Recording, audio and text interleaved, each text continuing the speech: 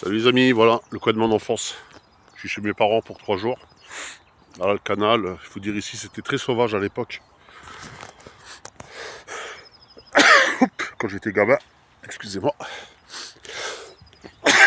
C'était vraiment très sauvage, nous on se baignait ici, là on sautait du pont. Alors on passait toute la journée dehors. Hein. Là derrière dans le fond, c'était la Cambrousse à l'époque. Hein. Il y avait de la forêt partout, on se faisait des cabanes avec nos vélos, puis toute la journée on était dehors. Après on allait chez ma grand-mère des fois. À l'époque on mangeait la tarte à la rhubarbe, je me souviens. Et on jouait au jeu de loi, hein. C'était un vieux jeu de loi en bois. On avait que ça comme jeu, et on s'éclatait toute la journée. On s'ennuyait jamais avec les copains, les copines. C'était super. C'était la vie, quoi. Voilà, là il y avait des murs, tu vois, là on allait manger des murs, des fois il y avait des pommiers, il y avait des arbres fruitiers. Là je vous dis, c'était que de la Cambrousse ici. Hein. Derrière, il y a la Moselle, hein. On allait se baigner. Bah, ici, on sautait du pont. C'était interdit, mais bon, on s'en foutait, on le faisait quand même. Et toute la journée dehors. Bah, nos parents s'inquiétaient même pas. Hein. Là-bas, bah, il y a la centrale de...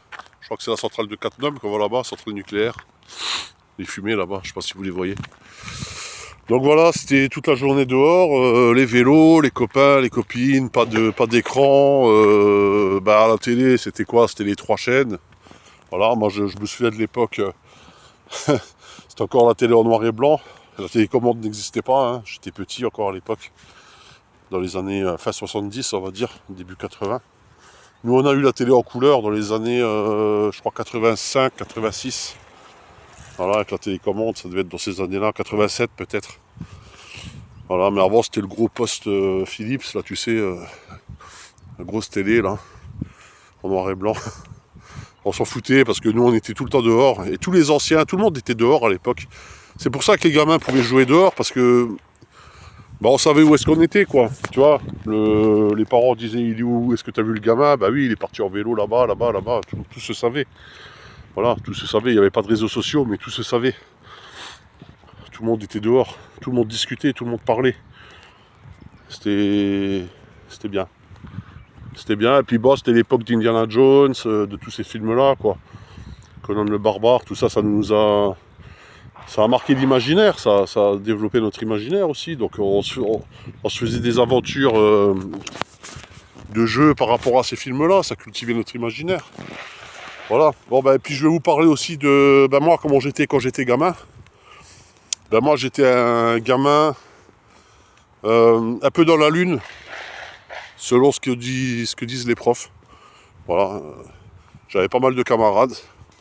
On m'appréciait pour ma créativité. Voilà, j'étais quelqu'un de cardinal au niveau de la créativité. J'étais un créateur d'idées. J'avais toujours des idées. Je fabriquais des petits trucs. J'avais fabriqué des pâtes à roulettes une fois avec un dossier. Donc on pouvait se mettre assis dessus, ça faisait des petites voitures. C'était vraiment super.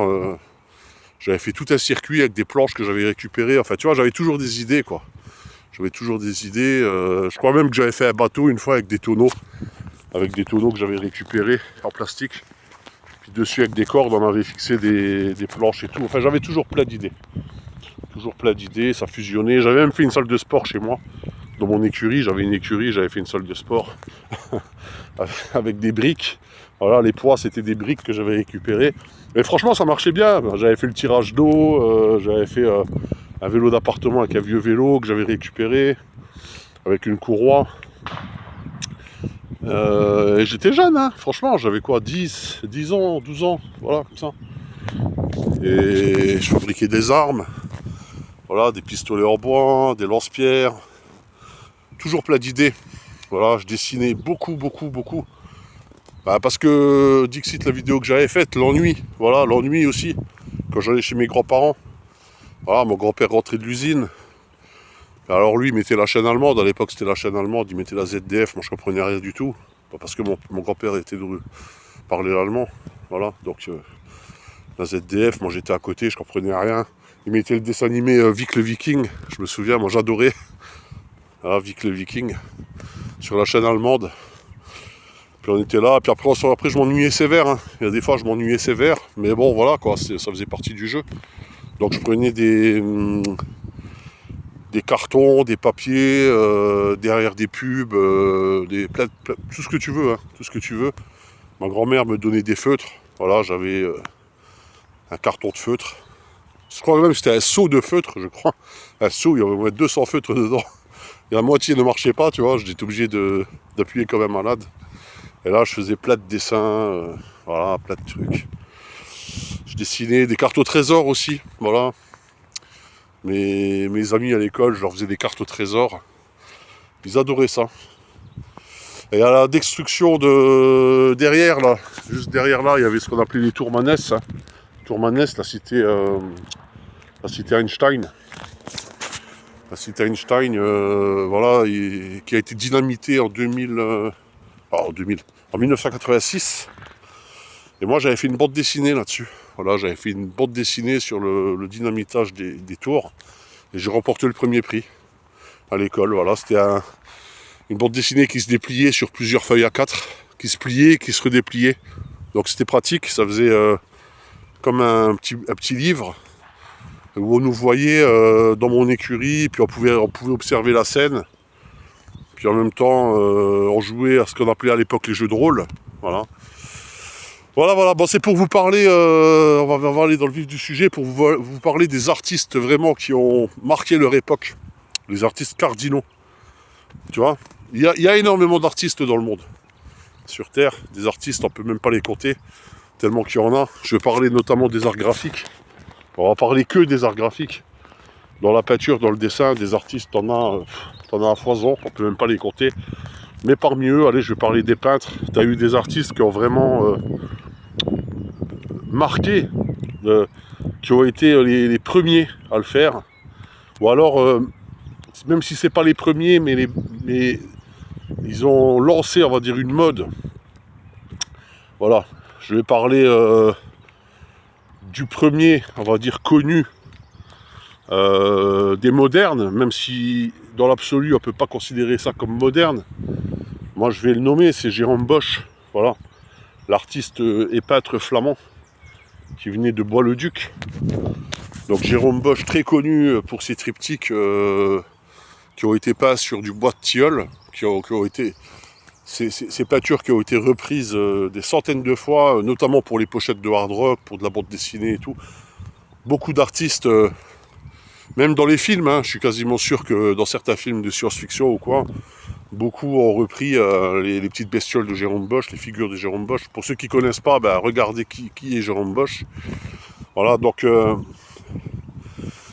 Alors, pourquoi ça a été un artiste révolutionnaire, on va dire? Pas tant pour le thème, d'accord? Parce que c'est toujours le thème religieux qu'on retrouve énormément à la Renaissance, d'accord? On renoue, à la Renaissance, on renoue avec l'Ancien Testament.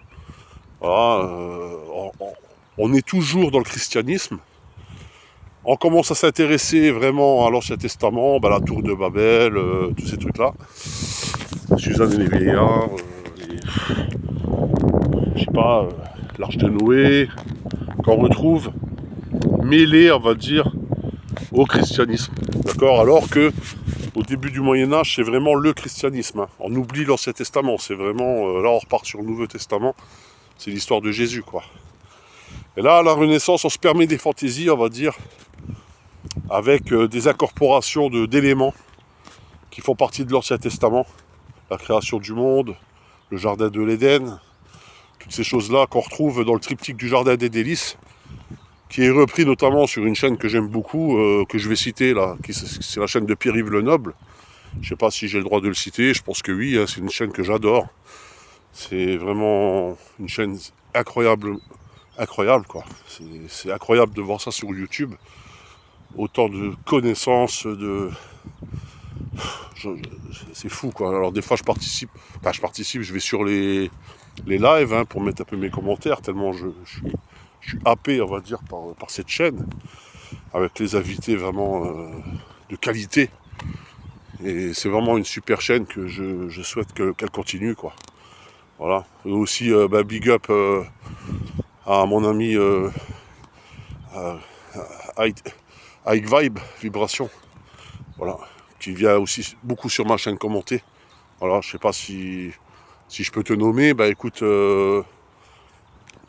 Si ça va, tu me dis oui, sinon j'effacerai la vidéo, il n'y a pas de problème, ok. Je me permets de te faire cet hommage, ok, parce que c'est super sympa, tu viens toujours commenter, m'encourager, c'est génial. Et voilà, comme j'avais dit, j'estime que ma chaîne mérite plus d'abonnés, mériterait plus de commentaires. Bon, heureusement que Aïva vient commenter, voilà.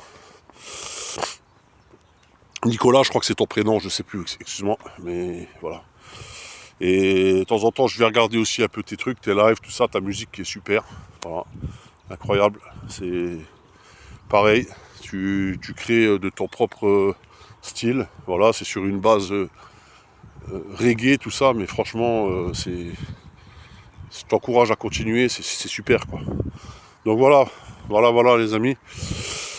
Que dire, voilà, bon, on va revenir sur les artistes cardinaux, là, tu vois, donc Jérôme Bosch, on va parler de Jérôme Bosch, parce qu'il a vraiment marqué un tournant. Bon, même si ces peintures, quoi qu'on en dise, ont été très inspirées, bah, déjà du début du Moyen-Âge, il faut savoir que son imaginaire, le bestiaire qui a été déployé dans ses œuvres, existait déjà, d'accord. Ça rentre dans une tradition germanique, dans une tradition, les écoles du Nord, on appelle ça. Et toute cette fantasmagorie là autour de la cosmologie, de toutes les symboliques utilisées existent déjà depuis un petit moment dans les pays, on va dire, flamands, germanophones, tout ça de l'époque. Le Saint-Empire, machin, enfin, j'en passe, hein, c'est tellement compliqué de revenir sur l'historique que voilà quoi, on va abréger un petit peu. Donc ça existe déjà depuis un petit moment, ok. Aussi en Italie, tout ça, mais on va parler de l'école du Nord. Ce style-là existe déjà depuis un petit moment. Jérôme Bosch fréquente beaucoup l'église de Bois-le-Duc. Notre-Dame de je sais plus quoi, pour te dire franchement, je me rappelle plus du nom. Donc ça berce son imaginaire. Là, on est vraiment, on est au 15e siècle, on va dire. À la fin du 15e siècle. Donc j'imagine les gamins à l'époque, ils n'avaient pas grand-chose pour nourrir leur imaginaire, donc ils rentraient dans l'église et ils étaient, on va dire, impressionnés, fascinés par les primitifs, on va dire, du Moyen-Âge. Les sculptures, les gargouilles, les bois polychromes, les vitraux, tout ça. Ils sont fascinés parce que les églises à cette époque-là, c'est des lieux de culture, de rencontres, d'échanges. Plus tard, ça devient des lieux de commerce, ça devient des hôpitaux, ça devient des lieux de vie, des hypercentres, on va dire, qui lient spiritualité et matérialité du monde. D'accord. Donc Jérôme Bosch est complètement fasciné. Il assiste aussi à l'incendie, on va dire, de Bois-le-Duc. Donc ça a marqué son esprit, son imaginaire, et ça l'a vraiment inspiré à peindre tous les arrière-décors de ces peintures. Souvent on retrouve des architectures en feu, voilà, des grands incendies, d'énormes incendies qui détruisent des moulins, des églises, des cités derrière. Dans le fond, on voit souvent des incendies. Dans le ciel, des créatures, on va dire, célestes, hein, les anges et autres, ou des vaisseaux, on va dire, des véhicules célestes qui vont véhiculer l'âme haute, qui servent à la descente de l'esprit ou la montée de l'esprit. Tout dépend comment on situe, on va dire, le décor. Il faut savoir que le triptyque du jardin des délices, c'est la sphère du monde, hein. Quand on ferme le triptyque, c'est la boule du monde, c'est la sphère. Donc c'est le, on va dire, dans l'hindouisme, c'est le samsara, c'est le recommencement. Voilà. Parce que moi, je dis toujours que je pense que dans énormément de traditions, on retrouve un peu d'hindouisme là-dedans. Bon, pour ma part, je pense que ça a beaucoup inspiré aussi. Dixit, la vidéo que j'avais faite sur Kali. Voilà, et les démons qu'on retrouve dans l'hindouisme. Donc voilà, Jérôme Bosch, il faut savoir qu'aussi à cette époque-là, on voyage beaucoup. Hein, on ramène les routes de l'Orient, la route de la soie.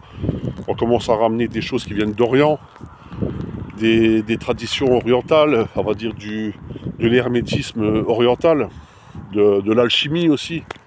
Les premiers alchimistes hindous, voilà, les sadhus, qui ont connaissance, on va dire, le Moyen-Âge déjà, qui a connaissance de certaines choses, de ce qui se passe en Orient, les mystères de l'Orient. Donc je pense qu'il a... D'ailleurs, on retrouve dans certains de ses tableaux les rois mages. Tu vois, les rois mages qui étaient disciples de Zoroastre, d'accord, Zoroastre, qui ont reconnu le Christ. Donc, bon, on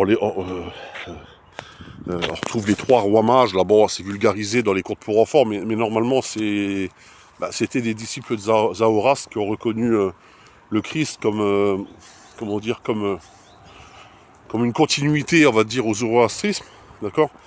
Donc ça, tu le retrouves dans les peintures des Jérôme Bosch. Donc c'est très coloré aussi. Ça peut être orientalisant par moment. Donc c'est magnifique, quoi. C'est magnifique. Tu regardes chaque détail de Jérôme Bosch. Même si tu prends un petit carré de la peinture, chaque détail pourrait être un tableau. Tu pourrais le développer comme un grand tableau. Voilà. Donc Jérôme Bosch, vraiment, ça a marqué un renouveau, on va dire, dans la peinture. T'as des abrutis en vélo. Moi, je déteste les cyclistes. C'est un truc de ouf. Pas les gens, hein, mais je déteste les gens qui font du vélo, quoi. C'est un truc que j'ai horreur. Il a fallu me rentrer dedans, bref. Voilà.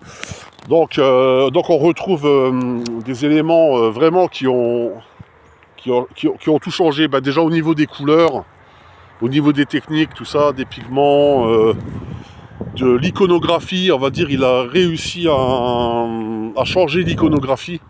On va dire les démons, les petites bestioles que tu retrouves début du Moyen-Âge. Il a fait une espèce de synthèse. Il l'a refait à sa façon et c'est magnifique, quoi. Voilà, c'est vraiment magnifique, les fleurs qui dessinent, qui peignent, tout ça. Voilà, donc Jérôme Bosch tournant vraiment absolu, hein, dans la peinture, qui est reconnu par tout le monde, hein. Que ce soit de Dali, Picasso, tout le monde reconnaît Jérôme Bosch comme un maître absolu, quoi. D'accord. Avant Jérôme Bosch, il y a Dirk Boots. Il y a d'autres peintres flamands qui font la même chose, hein, qui font la même chose que Jérôme Bosch, mais c'est Jérôme Bosch, on va dire, qui a marqué le coup. D'accord. C'est bon, déjà par ses commandes, il a été commandité par énormément de monde. Hein, voilà, par des nobles, par des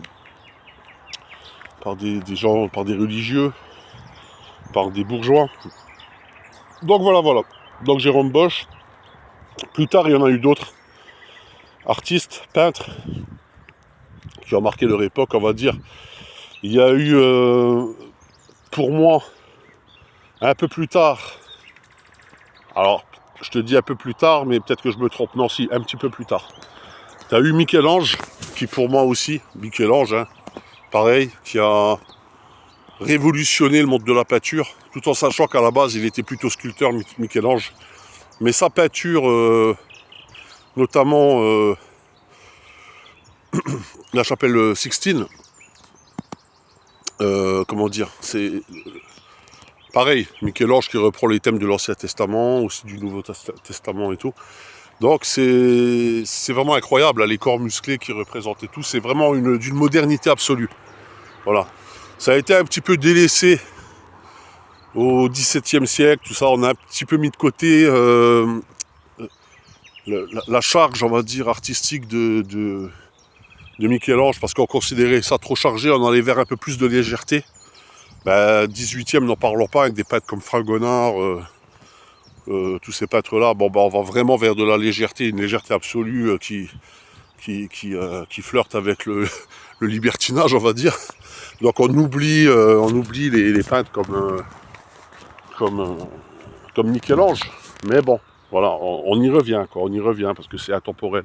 Alors donc Michel-Ange qui a marqué son époque aussi, au niveau de la peinture. Bon, après on arrive à des peintres plus contemporains.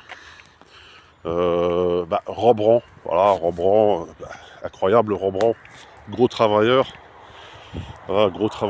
énorme travailleur. Il y a eu aussi Albrecht Dürer, mais ça c'est plus du dessin, d'accord. Albrecht Dürer, ce serait plus de la gravure et du dessin, qui reste aussi une figure majeure, déjà par son autoportrait, qui a été une première, hein, dans l'histoire de la peinture contemporaine, on va dire, qu'on connaît, parce que peut-être qu'avant il y en a eu aussi, mais qui ont été détruites ou quoi, mais là, vraiment, que l'on connaît. Moi je suis allé voir l'expo à Paris, donc incroyable, hein, Albrecht Dürer. J'ai pleuré devant les dessins d'Albrecht Dürer. J'avais l'impression que c'était mon ami, que je sais pas comment dire, qui